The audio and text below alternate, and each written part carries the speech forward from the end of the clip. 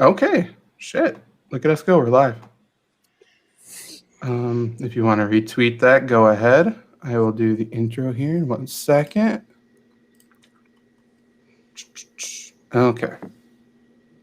Hello, ladies and gentlemen, boys and girls, lords and ladies, whoever you identify yourself as. Welcome to Lombardi Sweep, brought to you by the fine folks over at Flurry Sports.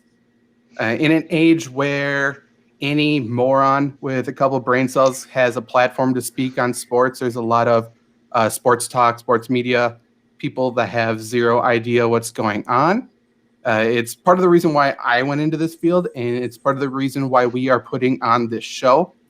It's our goal for this to become your new favorite Packers podcast, because one, we're going to give you real news and the meaning behind that news. Two, we're going to give you thoughtful analysis on these Packers topics with evidence supporting experience that gives some kind of relevancy and legitimacy to what we are saying. And I mean, three, we're going to be pretty entertaining, I think. We don't take ourselves too seriously. We're just four cheeseheads like you. And speaking of all four of us, my name's Zach Bruner. I'm joined by three terrific co-hosts, two of which you have probably seen on streams already. The first of which, Luke. How's it going, bud? Introduce yourself to the people listening. Say a little bit about who you are. Okay. Hi, everyone. I'm Luke. You would know me as one half of the Gurley guys with my dear friend and co-host Trevor. This is not going to be a show about Todd Gurley as much as I want it to be, but I am a cheesehead. I'm from Green Bay, Wisconsin. I grew up going to all the Packer games. Me and my dad both have season tickets. My grandpa has season tickets. I've been to more Packer games than I can count. You might know me from my Twitter at Luke Rhyme, where I often tweet on Sundays. Now I can't do that. I'm going to shotgun a beer for Devontae Adams. It was 18 was fun while it lasted. Wish we could have a couple more, but it is what it is. Otherwise, I'm here in La Crosse, big Wisconsin guy, and I'm happy to get this podcast going. Trevor is also with us. He's been on a bunch of Flurry Sports stuff as well. Say a little bit about who you are. Let the people know. Who is Trevor? Well, I'm like the little kid of Flurry Sports, which is fine. I am the other half of that group that Luke talked about. I cannot mention it by name because I made a deal with Zach that I would not mention that certain player's name for 2 weeks. Today is the last day of that, so can't wait to get back. Packer fan because really, even if I didn't want to, there was really no other choice. That's kind of how it is over here. Haven't been to as many games as Luke, but have been to my fair share for sure. Excited to get this going. Excited to get back in the podcast scene with Flurry Sports again.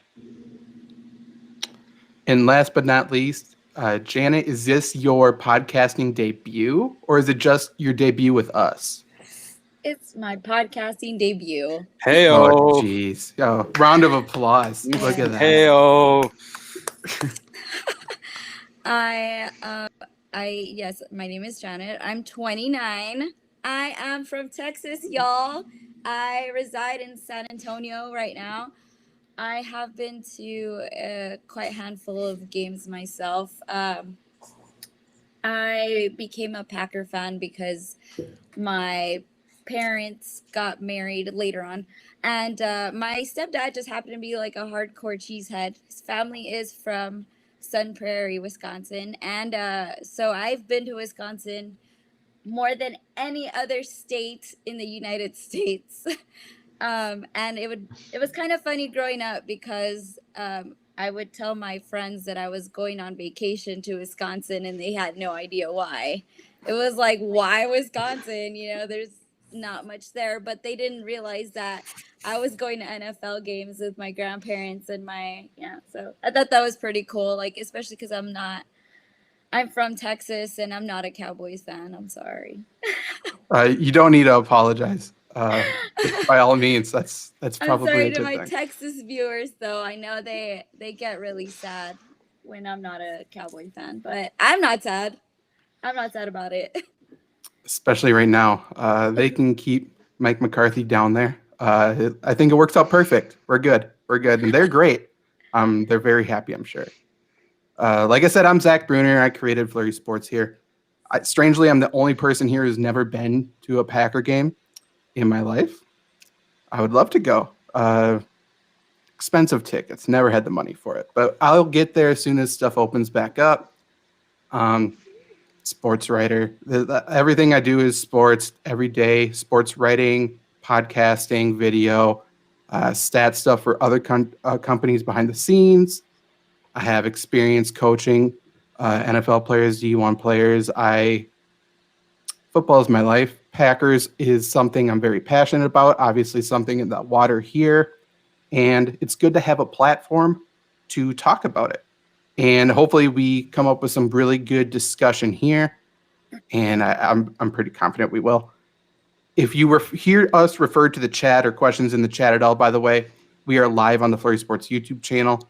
We are live on Twitter at Fantasy Flurry as of now. If you're listening to the audio podcast, just know you can join us live on Wednesday nights there. If you're watching live, this podcast will be available in an audio version tomorrow on Spreaker. That's speaker with an R. And then soon to be available everywhere you get your podcasts. We will let you know when you can do that. So now that you know a little bit, I guess, about who we are, there's one big talking point right now in Packers Nation. And that's the defensive coordinator opening for Green Bay. I think it was LaFleur who said that's the first thing. We can't do anything else until there's a defensive coordinator in the building. So just like it's their number one priority, that should be our number one priority to talk about on episode 1 here. They just had a press conference talking about it a little bit. So I'll set this up like a couple of the quotes that they gave. Maybe it'll give us a little bit more insight into who's going to be hired here. First off, Goody, GM, basically said whoever Matt wants to hire is going to get the job. He is completely hands off. It's whoever LaFleur wants to hire. And when asked about who or what kind of traits he wants in a defensive coordinator, Matt LaFleur gave the great answer of great energy and effort, which means nothing, but he's taken a page out of, or chapters rather, out of the John Gruden and Sean McVay head coaching playbook, whereas he's a glorified offensive coordinator who doesn't touch special teams or defense. So he kind of really needs a co-head coach, kind of like what Mike Pettin is. Obviously, Mike Pettin didn't get his contract renewed. LaFleur kind of got teary-eyed talking about him in that press conference as well, saying how much he's done for him and for the organization. I mean, obviously, everything. Pettin just coaches top 10 defenses. That's all he does. He did it here again. And he was the co-head coach. So one would think maybe he wants a co-head coach again. And Trevor, you wrote a great article on Flurry Sports talking about that through those sort of lenses. So first off, I want you to walk us through the 3 people you picked as possible defensive coordinators who are sort of the co-head coach. They have the head coaching experience. And, after that, is there one that really jumps out to you? And do you think that is the route that LaFleur will go or not really? Yeah, I mentioned 3. One of them's a long shot, and one of them, after seeing the list of who he's all interviewing, I hope we don't go anywhere near him. That being Marvin Lewis, which I really don't have to say why. He kind of just loses wherever he goes when it matters. But he does have that head coaching experience. He has been pretty good with defenses, although dirty as well. But he was part of that Ravens defense that held the Giants to 7 points in the Super Bowl, granted a long time ago, Super Bowl 35.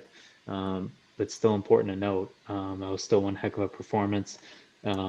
The other guy, Rex Ryan, who, again, it's kind of more of a long shot I wanted to throw in there. I didn't know this. He has given up the second fewest yards per game out of any defensive coordinator in history, only behind legendary Dick LeBeau. He seems pretty comfortable as an analyst, though, right now. But I think actually he could be a good fit just because he is such a bold personality that he takes a lot of the pressure off his team. He's got that head coaching personality, and I think he'd work with players that like to have fun, like to go at it. But that third guy that I covered that I think would work really well is Wade Phillips. I think a lot of people want him. He even talked about on Twitter, a lot of Packer fans tweeting at him that they wanted him to come. He's good. He's been a defensive coordinator since LaFleur was one, with the exception of a year off. So he has experience. He's had some great defenses. He's had the Rams in the Super Bowl. He's had the Broncos in the Super Bowl. He's had a lot more than that too, but he knows what he's doing. And if you're the Packers, you need an established guy. He's got the relationship with LaFleur from his tenure at the Rams, and he also had his head coaching experience as seen with the Dallas Cowboys. So, out of those three, I think he's the number one guy, and I think he's a guy to definitely keep an eye on because of that relationship with LaFleur. And Luke and Janet, jump in whenever. Is there a specific person, Trevor, out of those three that you think LaFleur is going to go with, or do you think he is not going to touch any of those three? You want to go? I go. Yeah, I'll go. Sorry. The guy I Good. absolutely love, he might be one of my favorite people in NFL history, is Rex Ryan. The guy is an animal. He gets after it. He's right there always on best mic'd up guys in NFL history. Like Zach, you talked about Matt LaFleur talked about bringing energy. I don't know if you can get much more energy out of a coach than Rex Ryan. The guy's just electric. He brought the Jets to 2 AFC championships maybe 11, 12 years ago. And that was going through, Tom Brady, Peyton Manning, whoever, Joe Flacco, Ben Roethlisberger.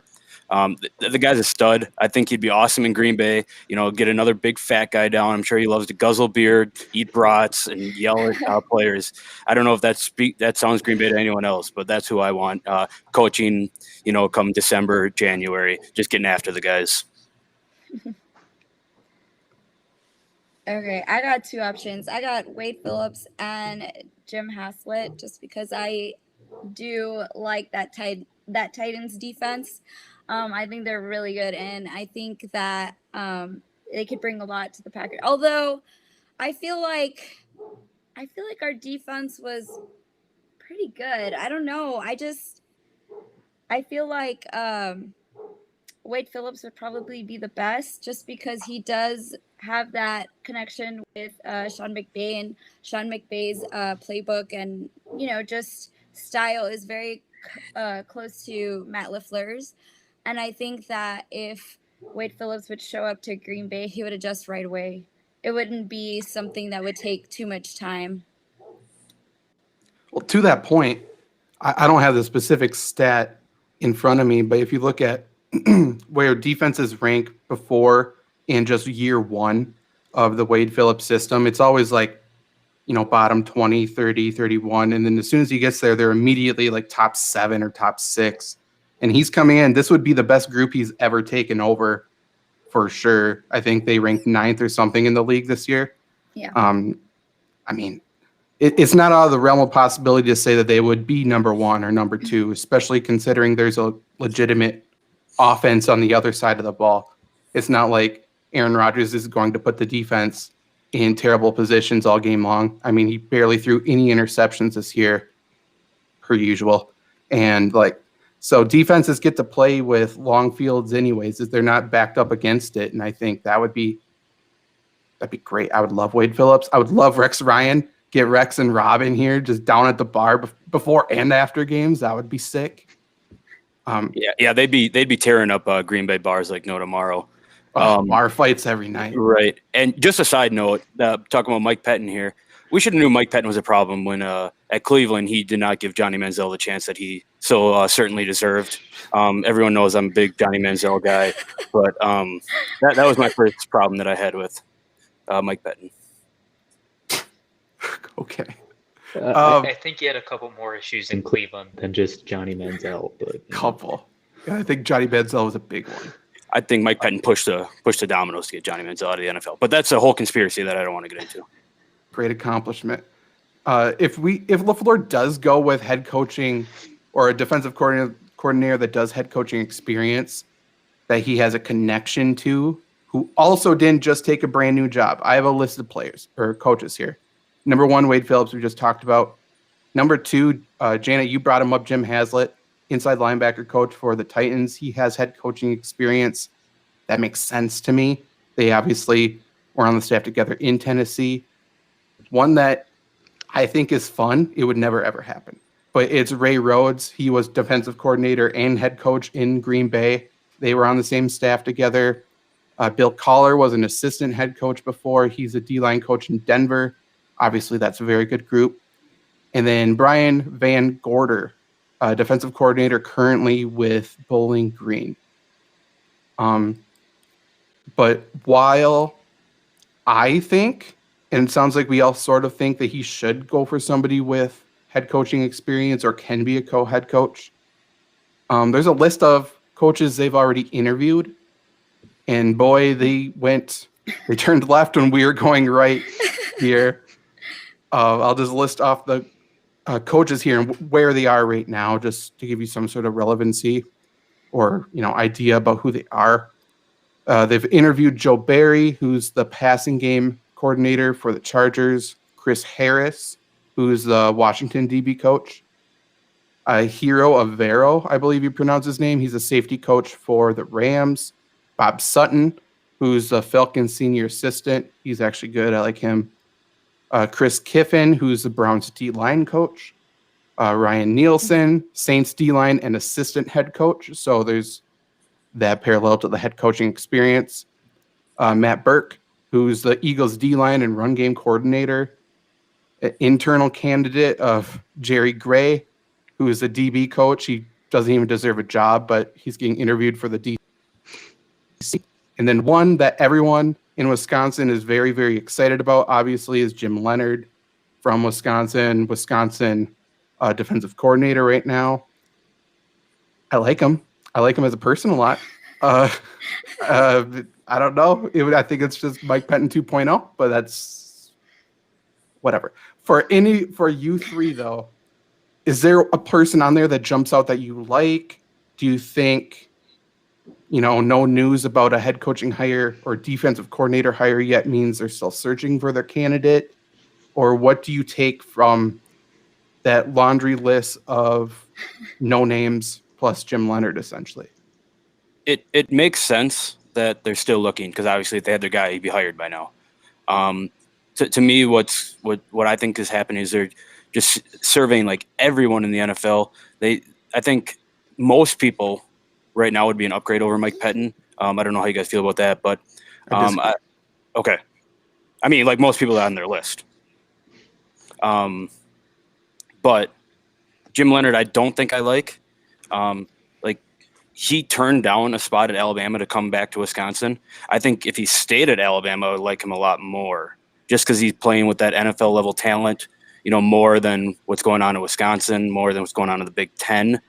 But otherwise, I none of them really speak to me. I guess I need to do a little more research on them. But the Saints, obviously, assistant head coach, he's probably the number one on that list, just like you said, Zach, with that basically head coaching experience.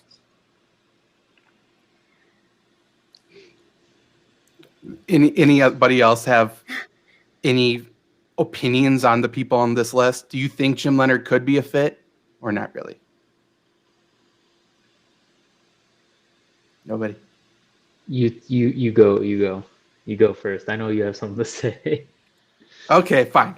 Okay, so Jim Leonard, I love him. First off, he's coaching against Big Ten offenses, which is nothing. I love Big Ten football. Let's run the ball up the gut, but you know what? That's not what it is in the NFL.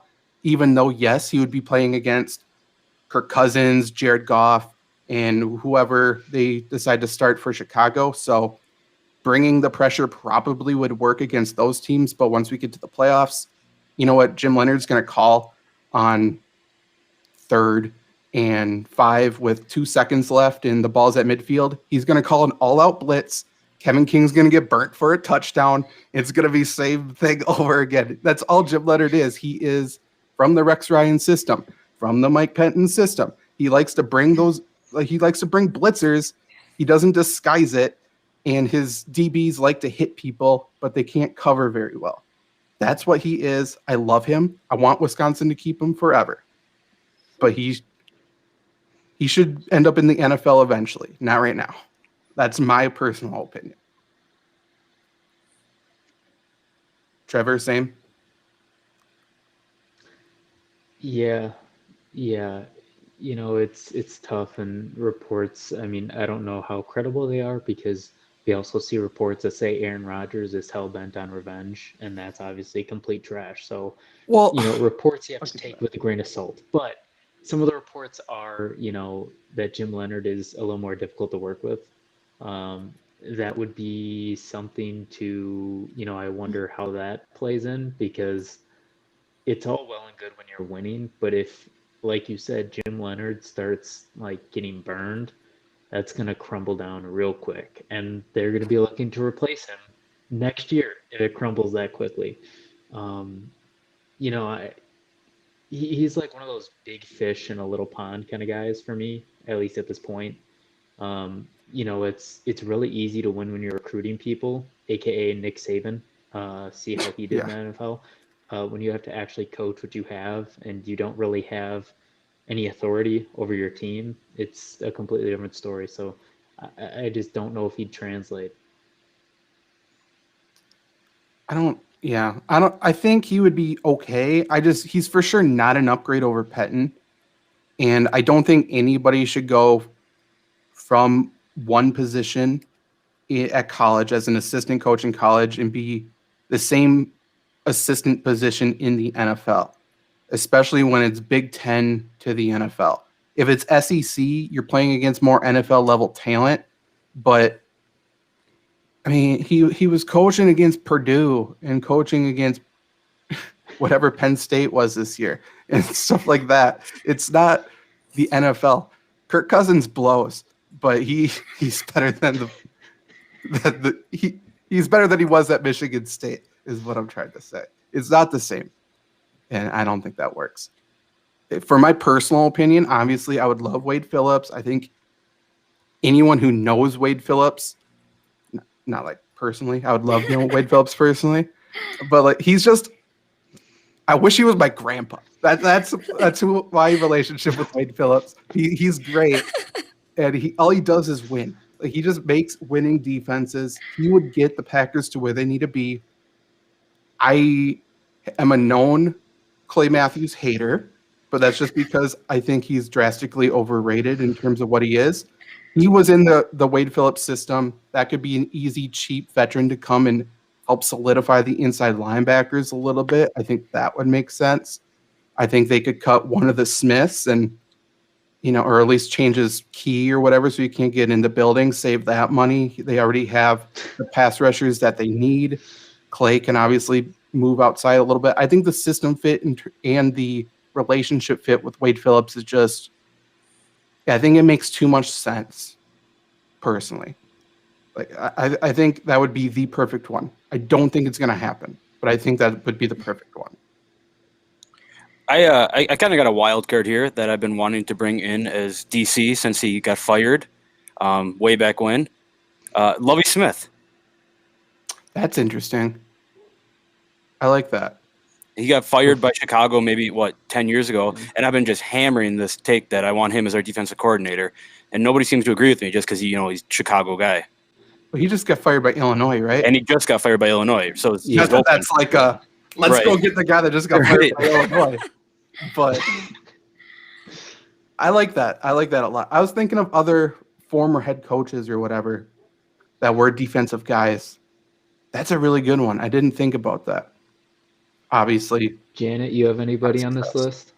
I feel like Matt, like that interview, it kind of confused a lot of us. Just because Matt LaFleur didn't have a clear answer, and then he was kind of sweaty and just nervous. Like he didn't have a clear answer for any of us. And I think as a fan, it's so confusing. And then they're interviewing all these people and then nobody's coming up. So we've all got our heads kind of in the clouds right now. And I don't know. And then what he said, he wants let's see, what did he say? That he want like his higher good energy, and like he has no idea what he's saying right now. No.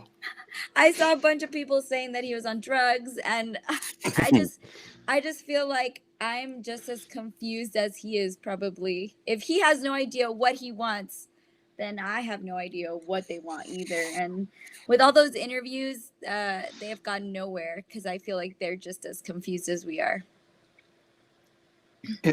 That big list that I named off, that was over the course of 2 days too, that they interviewed. Obviously Zoom and the virtual interviews makes it easier to do all of these faster. That's a lot of guys in 2 days. Usually that happens when you have no idea what you're looking for. Yeah, maybe it was a big Zoom call. They're just like rifling off questions. And Just like a for group Bob Sutton, A like group Zoom. it, They just made everybody For join Bob- in the yeah. room at the same time. Yeah, Mike Pettin, they saw his name pop up, they booted him. Like, get out of here, Mike. You're not under They contract declined anymore. him from entering the room. Yeah. I hope the search is continuing. I'm really nervous that he is going to hire the Rams guy, a Hero Avero, who Keto. Hito, is that what it is? Don't worry, he won't. You don't think so? He won't. No. Okay, so Because if there is one thing I have learned from being a Packer fan, expect The nothing. unexpected. These bastards 180 every time.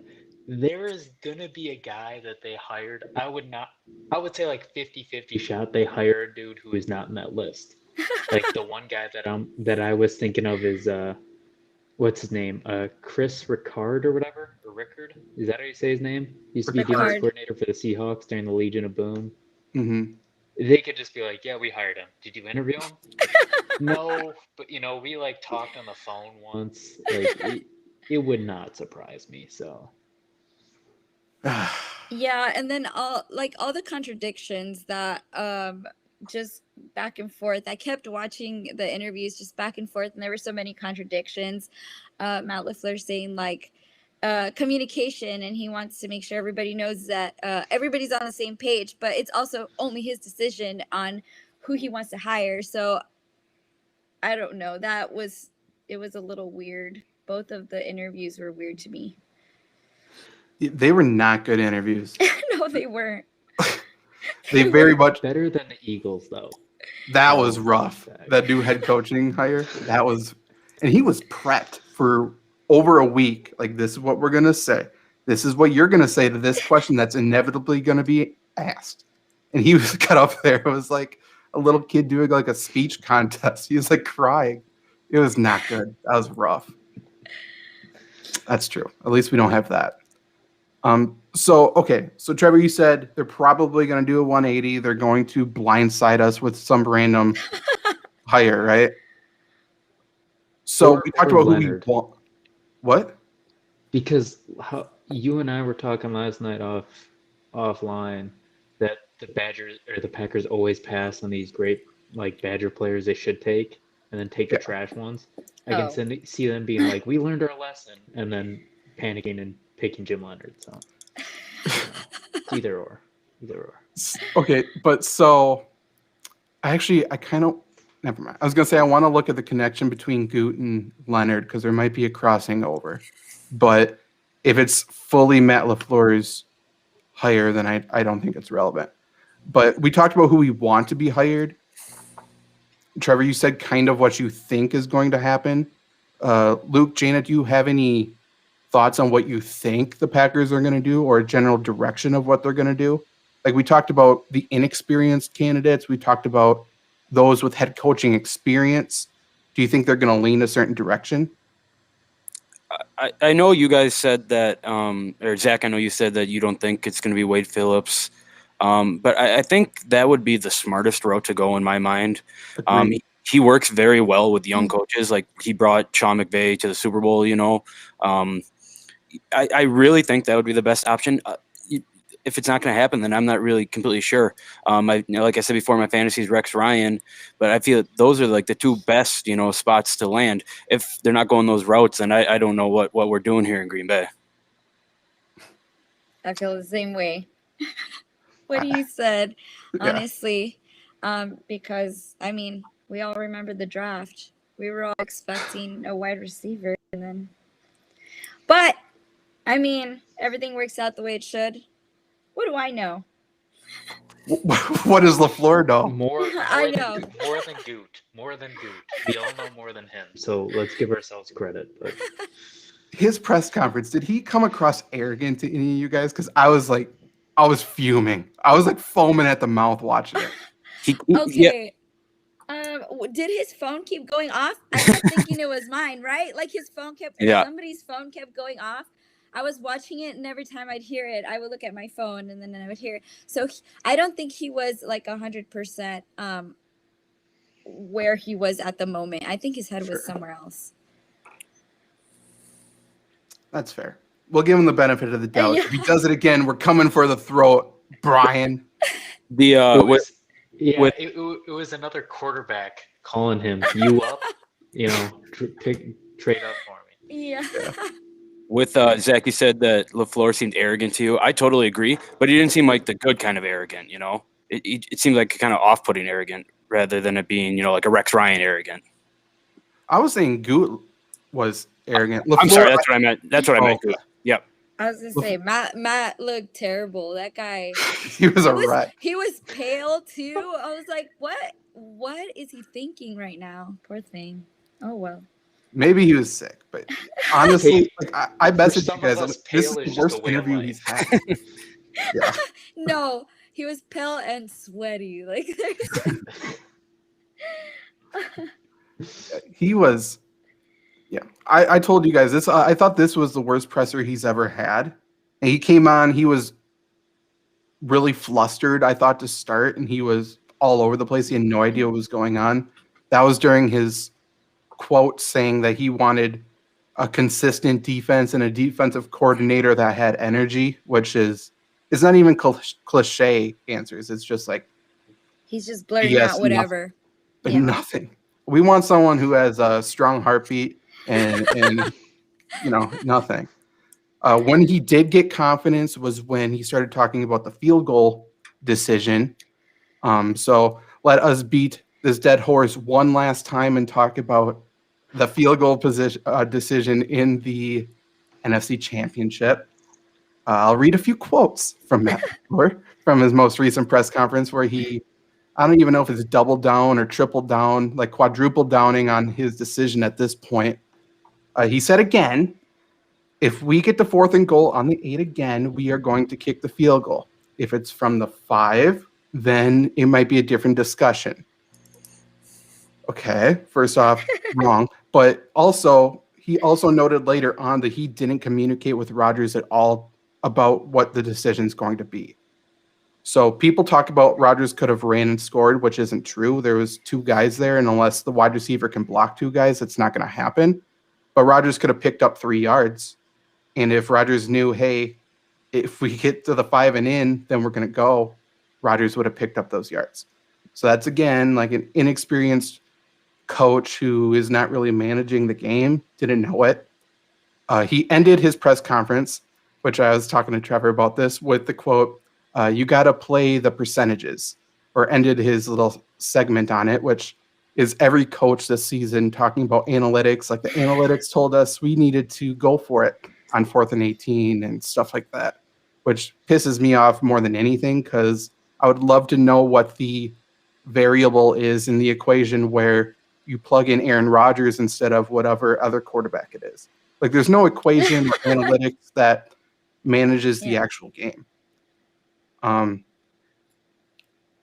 quote he said about before with communicating with Rodgers, he just said he needed to communicate and go for it, that he was going to go for it on fourth down. He didn't say that. He talked about how he has an analytics guy up in the booth, and he felt really good about the defense. So that's why he kicked the field goal, because either way they would need to make a stop. And that's why he kicked it. So this is where I want to get your guys' thoughts, I guess, before obviously I have thoughts. But if the defense is going to make a stop or needs a stop either way, why wouldn't you go for the choice that would give you the lead, and then the stop would end the game? Any of you have any strong thoughts about this? Yeah, so obviously, what's going through my mind for what was going through their mind was that they'd rather take, the guaranteed points with Crosby not missing all year. The only thing is that they're going against the greatest playoff quarterback of all time on the other side. That was the whole difference to my thought. Like, I like the field goal at the time, take the points, and then you totally forget that Tom Brady's on the Buccaneers because he's been on the Patriots his whole career, and he doesn't lose those type of situations, well, except for the Eagles Super Bowl. But, you got to get the field goal either way. I'm trying to argue with it because I've been going back and forth since the game. You're going to need the field goal eventually. You take it there. You already got Brady to throw 2 picks in the quarter. Can your defense do another stop? I think it's a lot to ask for a defense. Looking back at it, I think you need to go for the touchdown. The whole communication thing is where it gets messed up. Rodgers knows he has 3 more yards. That gives you how many more plays to score a touchdown. Yeah. So I mean, in hindsight, go for the touchdown. Maybe the whole game changes. But at the time, I don't think a field goal was a terrible choice. Yeah, I think the field goal is actually the right choice. And real quick, I think like saying we went with the analytics now is the new version of like pointing your finger and saying like he did it and not accepting blame. Like it just doesn't make sense. But like one of the big things for me is I think you kick the field goal, and I think you go for the onside kick because field position doesn't matter. I mean, it literally means nothing in that scenario because you need to get a stop anyways. Onside kicks are only successful 12% of the time, but that's an extra 12% chance that you have the ball again. As opposed to just kicking it off, what are the chances that they fumble on the return? Analytics. So I don't really understand that. And yeah, analytics. And the other thing was the analytics guy said it was the same percentage either way. Either he doesn't have the most basic clue of how math works, or dude is lying through his damn teeth, because that's not how this works. I think he goes with either Luke and I, for the analytics guy. But in all seriousness, I wonder why, because I feel like LaFleur has to be lying that was said. I'm just wondering why. I feel like it might be because he didn't even listen to the analytics guy and just went for the field goal himself. Obviously, it's just speculation, but I can't think of any other reason he'd lie about that, because I don't think there's an analytics guy in the world that would say either or. Right. What do you think, Janet? I honestly thought they were gonna do an onside kick too after, but I mean, I didn't 100% agree with the call, but I feel like A-Rod has a reputation for being in the red zone.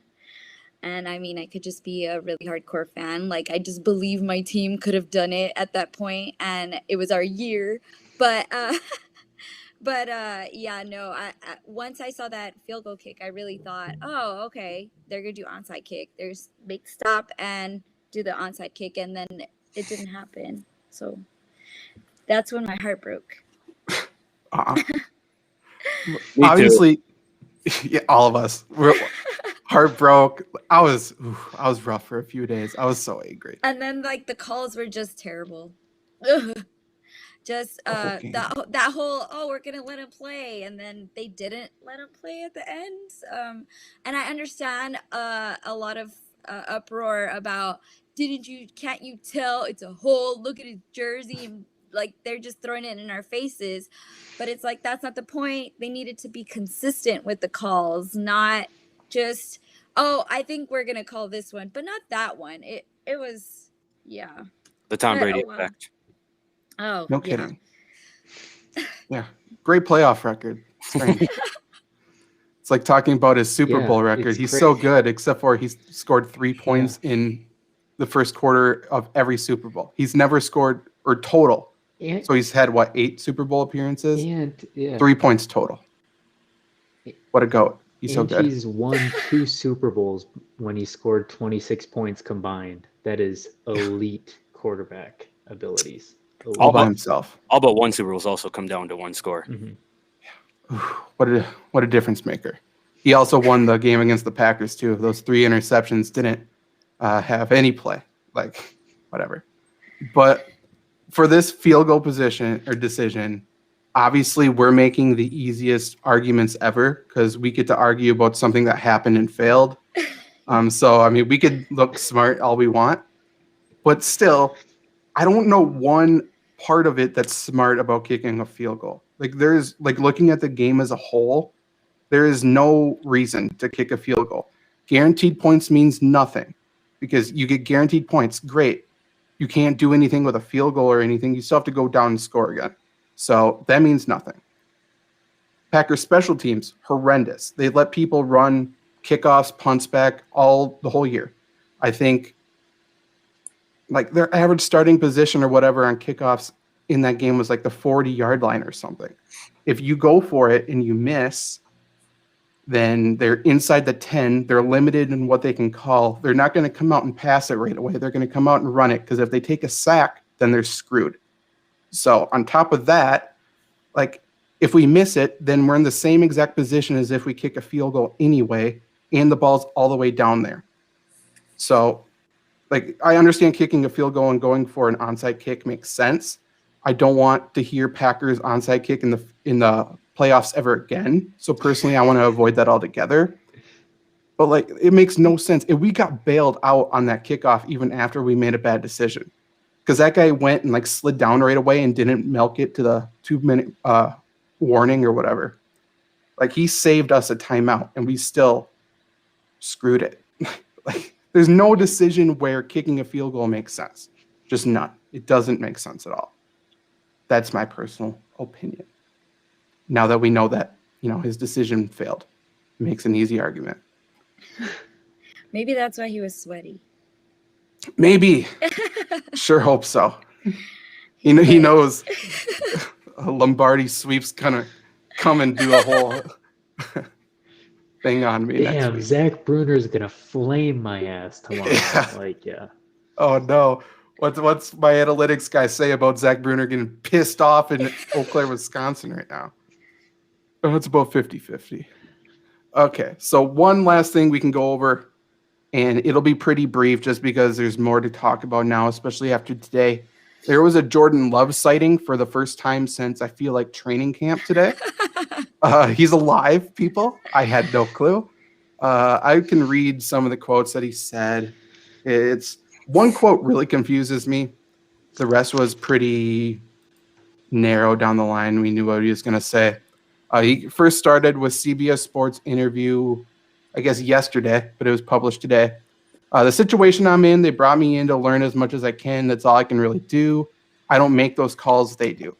So I think that is a good point to start on, that as much as even I feel myself like, I hate this guy. I hate Jordan Love.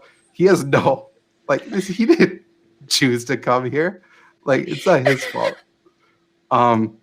So I feel a little bad for him, but still I feel like my hate's put in the right place. But he says, obviously, anybody wants to be out there competing. The way I look at it, if I'm not ready to be out there, I keep working. I definitely grew a lot during the season. It's a lot when you first get there, your head's kind of spinning, but once you get your feet and get through the season, your confidence gains. So, yeah, it gained. I'll get to that later. This last quote really confuses me. So I want to know what they asked him in the interview because I can't find the interview. I don't know what they asked. But this is a strange quote. It says, seeing Aaron and how he handles himself in practice, being in a quarterback room, you kind of know how it goes, but he's a really smart dude. For him, obviously, it's a little different because I'm over here still learning the playbook and he knows it. So I don't understand that quote. Is he taking a shot at Rodgers? Yeah, it sounds a little bit like, well, not a shot. He's just saying, I feel like he's saying that A-Rod kind of knows where he is being, like, he knows his position on the team, and he definitely makes him aware that he is not going to start anytime soon. Okay. I feel like that. Yeah, I got like a bunch of my phone goes off all day at work, so I got like a bunch of, they find any reason to like wake us up. We were like, oh, okay, cool. Like they said Aaron Rodgers is staying, and then they're like, oh, but what about, Jordan Love? So and also I heard them talking about how quarterbacks don't really, well, the younger generation doesn't really stick around like A-Rod did and sit on the bench for 3 years while they learn off, whoever's starting at the time. That they don't do that anymore. And I don't know if it's like the generation that we're in, like nobody wants to wait anymore. COVID, I have no idea the purpose of that, where they just don't want to wait around anymore. But yeah, I think that he wasn't really taking a stab. I think he's aware that he's not going to play anytime soon, and Aaron Rodgers kind of like lets him know as well. That makes more sense. It's just weird Yeah. because there's no context to this quote as any quote by any organization, but still, it's for the way I took it, which what you said it has to be what he meant. The way I took it was, I'm still over here learning the playbook. He knows the playbook, so that's why he's good. Once I know it, buckle up because this guy's gonna sling it. And I just don't think that's true. No, I feel like, okay, you guys are guys. I don't know if anybody's ever been not petty, but just they Oh yeah. the way they talk Have you to met you, me? yeah, no, like the way with women, like just the way they talk to each other, like, oh yeah, don't worry about it, you're still new, like. I feel like that's what he's saying. Like maybe Aaron Rodgers puts him in that situation where he feels like, oh, okay. I don't know. No, I think he's just being that way. I can't even remember the term of it, but I think he's just being very like, oh, he's telling me that I don't know the playbook yet, so I'm not gonna start anytime soon. I think that Jordan Love just doesn't have any idea what's going on. I don't think Agreed. he's an NFL quarterback. The guy threw 17 interceptions in the Mountain West Conference. I don't know what makes that worthy of a first-round draft pick, a second-round draft pick, a third-round draft pick, a fourth-round draft pick. I think the guy just went up there and the publicist or whatever and just told him what to say, and he went along with it. I don't think Jordan Love knows what's going on in the NFL. He doesn't know where he fits on the Packers. He doesn't know the playbook. He doesn't know anything. That's why he needs to not be on the Packers. I remember the term. It's passive aggressive.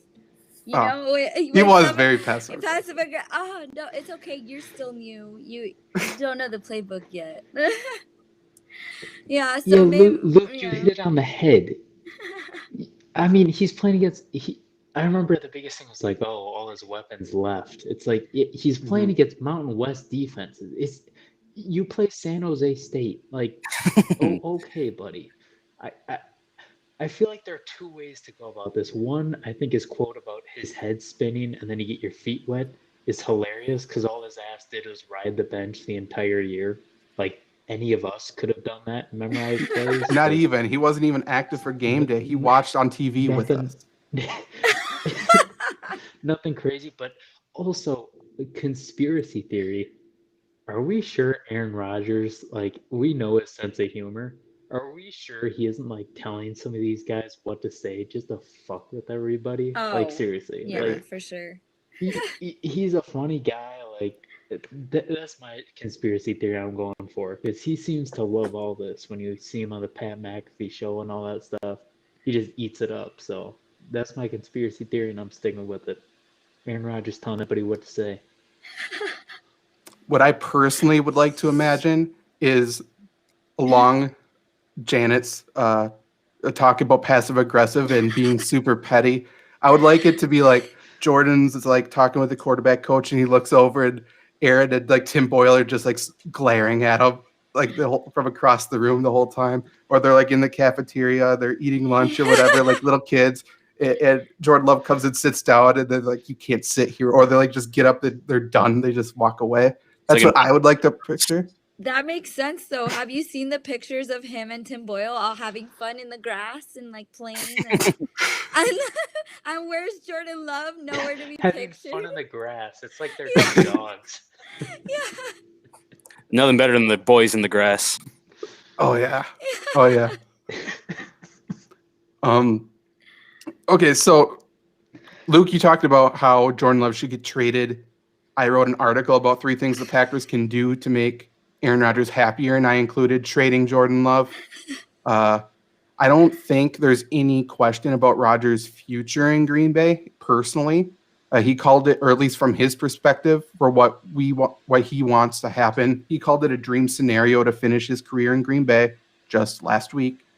Goot and LaFleur, I don't love their quotes about what they said. They talked about how, well, Goot specifically said, what we want to do, we can't do without Aaron Rodgers right now.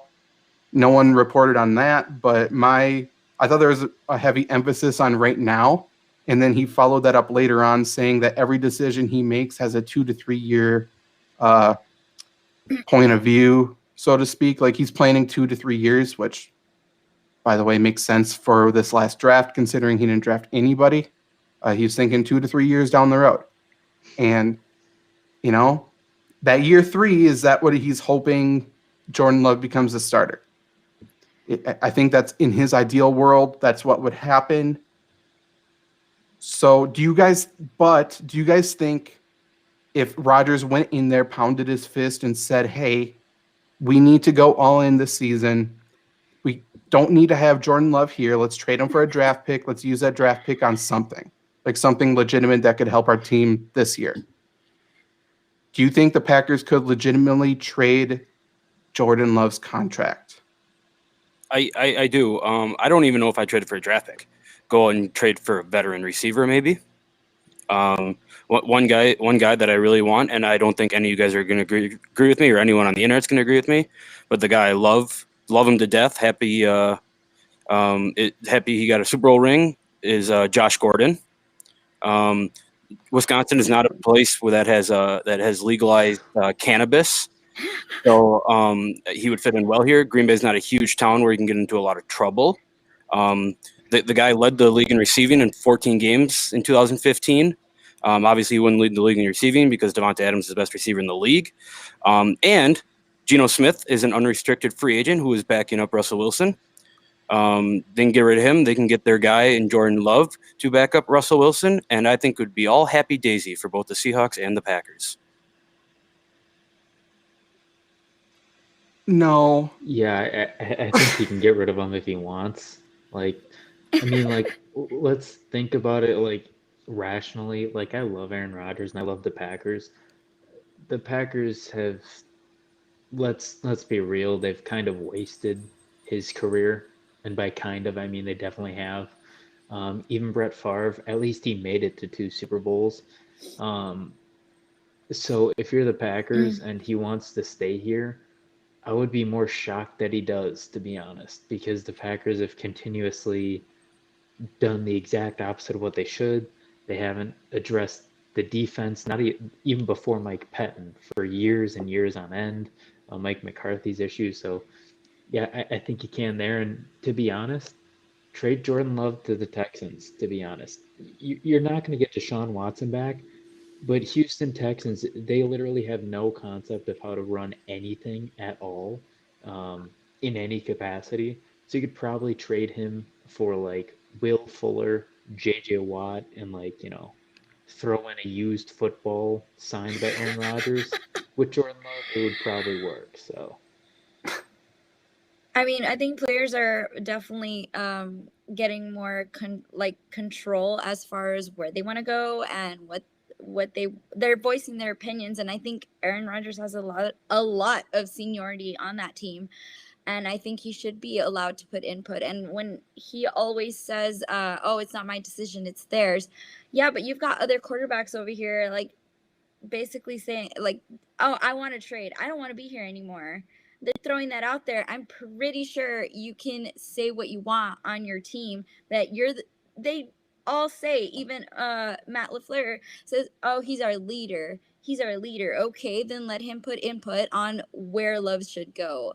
I I honestly feel like he's just another Deshaun Kaiser. Sorry. I just feel like he's just waiting around to find us. He's going to end up on another team where he's just going to end up on the same position. It's sad times. I think Deshaun Kaiser is actually a good comparison, just as like a player standpoint, like their actual skill sets. I don't think he's any better than Deshaun Kaiser.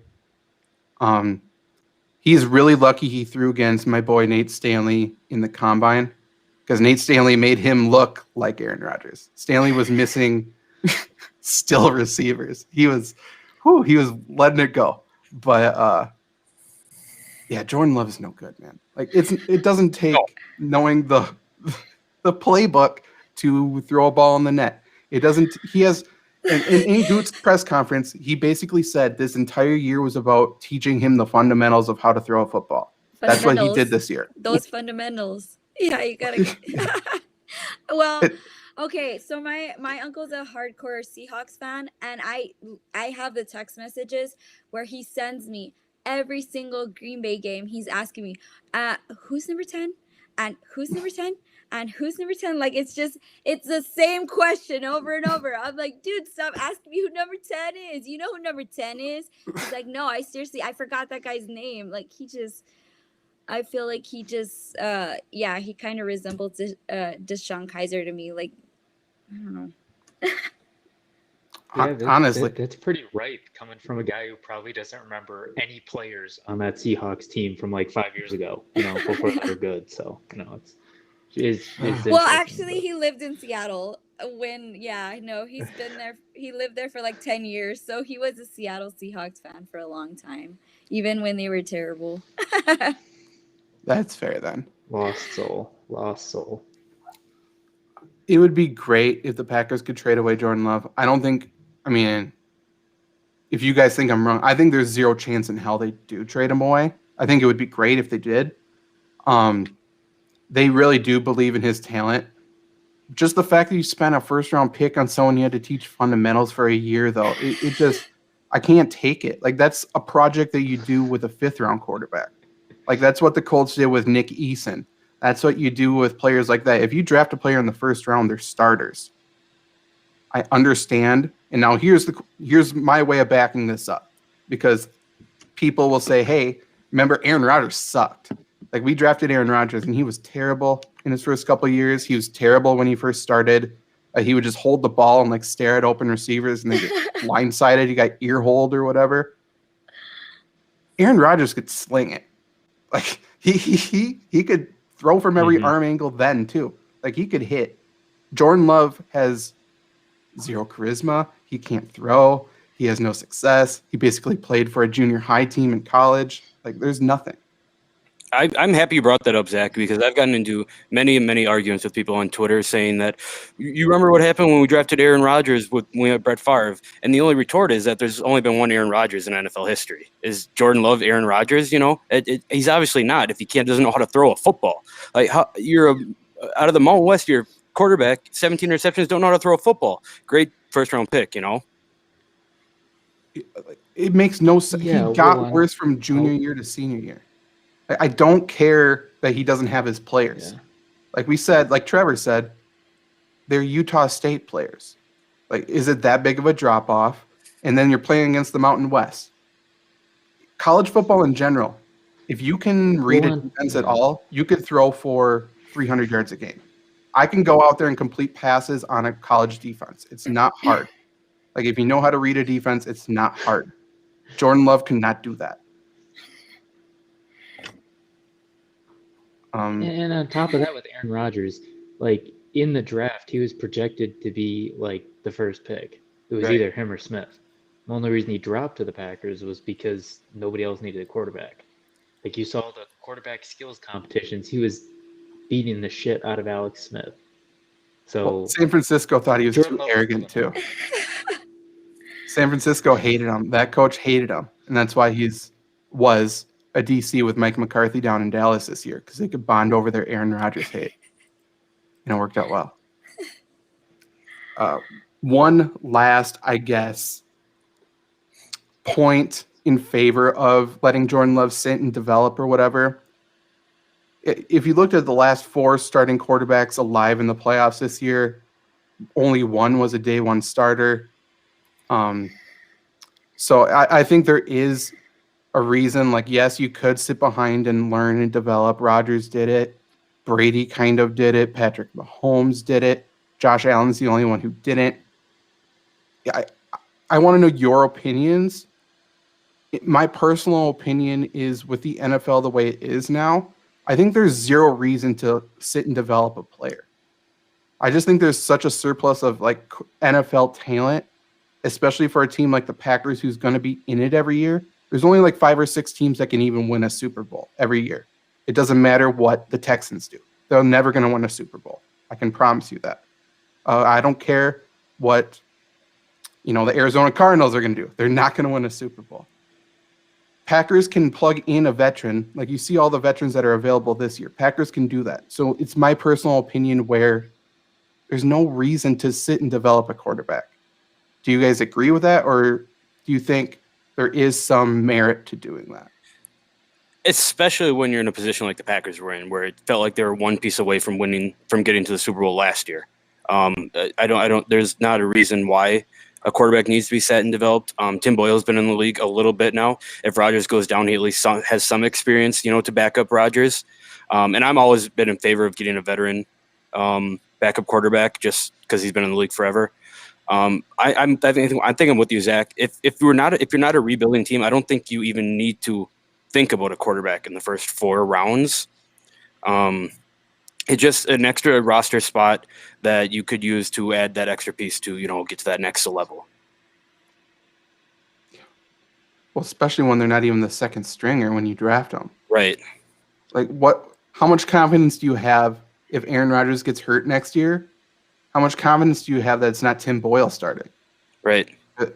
I also don't think he's patient enough. I don't think Love's going to be patient enough to wait for that start. He also kind of looks lost whenever I see him on the practice field. He's just kind of hanging out and not really doing anything. So Not playing in the grass. Yeah. Well, he's definitely not in the mix with Aaron, but I think that I just don't feel like a lot of these young guys coming in have that patience to sit and wait until they get to start. I mean, if he wants a contract, he should. Yeah, I think you're right. sure. I think you're right, though. He'll probably get the itch at some point. In a year like this was even worse because he didn't even get preseason games. He didn't really get practices. Yeah. I was joking about it with you guys, but I think I'm right. I think he was on the COVID list for like 2 months, which means he wasn't even able to practice. He literally sat home for 2 months by himself. Especially with, probably his ego getting inflated there, being a first-round draft pick. I'm sure he's not going to want to sit for how many years that Aaron Rodgers is still in the NFL, That. Unless Aaron Rodgers is putting him in his place, saying that he doesn't even know the playbook. And, first round pick my ass. Dude. I'm going to disagree. I'm going to disagree here. I think there is still a reason to sit quarterbacks. I don't think if you draft him in the first round, you should usually. But look at Joe Burrow. His ass should not have been playing. This team, their offensive line is horrible. It's one of the worst I've ever seen in my life. It makes me scared for him. That's a perfect time to have him sit. You're not going to do anything but get hurt and get smoked. We aren't winning a Super Bowl either. Hell, we're not even going to make the playoffs. So I might as well get him to learn, get some more draft picks, and get to a point where, we can actually compete. Because, the hell's the point of throwing him out there? We saw what happened. Good quarterback, but he got the piss kicked out of him. It was bad. like we were talking about on the fantasy show. I think week 1 we were saying like, what's the over under on games he's going to play because he's going to get hurt and be done, and that's exactly what happened. But I think that's a good point. It sort of matters who's backing him up because it's not like they were going to throw Driscoll, whoever else. He's not learning from anybody on the roster there. Hell, he's not even learning from his coach because that guy sucks too.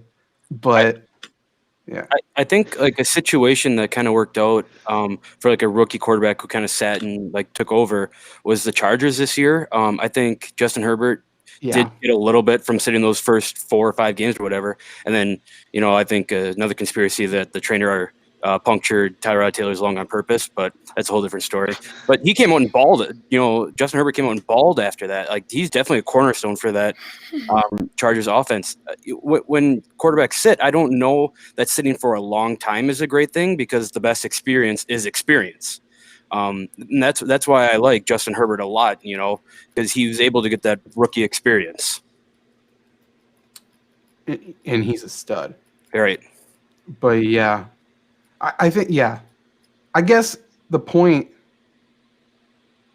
or the common denominator, I guess, if you can draft a high pick and there's a clear veteran or whatever, short-term veteran to learn behind, I think it's good. Cincinnati, there is no point. Like if Cincinnati had Ryan Fitzpatrick, right? I was Ryan about to say the Dolphins. Yeah. Yeah, like Fitzpatrick's going to actually teach them something. Dolphins bundled the hell out of that. Oh, God. I love Ryan Fitzpatrick so much. Okay, the only way the Packers should have 3 quarterbacks on roster is if it's Aaron Rodgers, Ryan Fitzpatrick, Blake Bortles. I will go to every game. I will be a season ticket holder just to see those 3 on the sideline working their magic. Robin Rex Ryan at defensive coordinator, just chugging beers in the middle of quarters. This is the team. Could you imagine how electric that team would be? See, I'm with you if you throw Gardner Minshew in there as well. Oh, 4 quarterbacks, perfect. Let's get Gardner Minshew in like a Taysom Hill role. Right. He's also like the gunner on punt team and stuff. Just hunting heads out there. Let's do Showing it. up in his jorts. Right.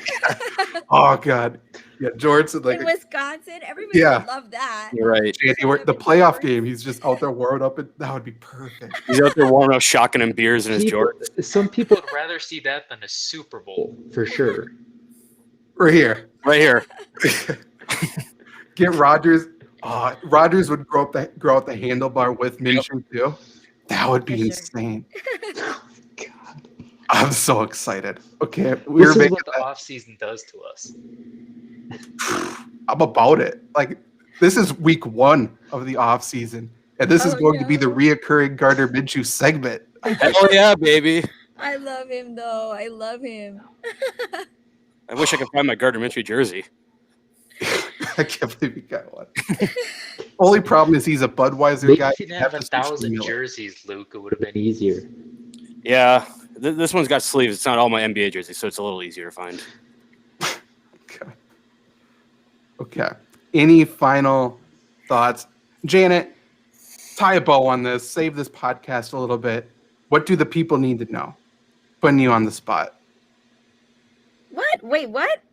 Yeah, I don't know. We need to close this out somehow. I was putting you on the spot. Us 3 will talk forever, so. Oh, hey, can I do the first half of the closeout? Okay, Janet, get ready. You're jumping in for the rest. Okay. I would just like to say to all the people, no, I was not crying In my room with empty creatine bottles and with the cheese head on after the game. I was doing that in my living room, so I just like to let it be known. So, Thank you for that. Well, I'd like to say that I was really nervous, but this was really fun, and I'm so down to get used to it. But for anybody that's watching, to go ahead and join us next week on Wednesday, Wild Wednesdays, to catch up with us again. Yeah, I mean, if this time keeps working, I think the idea is gonna be Wednesday nights, either 8 or 8:30 Okay. live, like we said, on the Flurry Sports YouTube channel and on Twitter. You can jump in the chat, ask us random questions. Maybe come up with some Green Bay Packer Gardner Minshew nicknames, because I think that's going to be, if we can put that on a shirt as soon as The possible, I'd like the Minshew head of the men. Minshew men. The Minshew men and the The girly Minshew- guys. I'm just throw it out there. Okay. But women too, obviously. We don't discriminate. We don't discriminate. What a gentleman. What a gentleman. But yeah, this was the first episode of Lombardi Sweep. I think it got a little bit off the rails, which is perfect. I would assume that's going to continue to happen. But definitely watch the video version. Luke has his note cards going on throughout the entire thing. So even a side commentary. That's like the B plot of this podcast, I think. But yeah, we will be back next week. Hopefully more news. Hopefully a defensive coordinator hired to report on. But yeah, we will be back next week. Later.